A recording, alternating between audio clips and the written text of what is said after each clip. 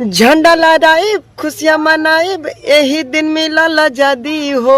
गोरा अंग्रेज भारत में आके मचौले खूब बर्बादी हो। झंडा लहराइब खुशियाँ मनाइब यही दिन मिलल आजादी हो। गोरा अंग्रेज भारत में आके मचौले खूब बर्बादी हो। अरे भगत सिंह के डरे से लक्ष्मीबाई लड़नी घोड़े से भगले डर के धीरे से। खुशहाली मिलल तिरंगा न झुकी तोरे से। खुशहाली मिलल तिरंगा न झुकी तोरे से।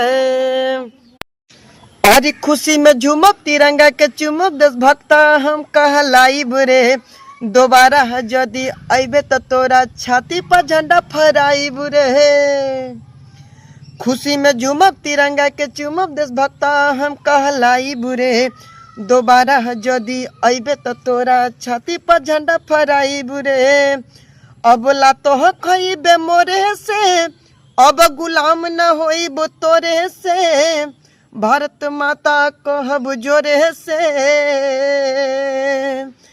खुशहाली मिलल तिरंगा न झुकी तोरे से।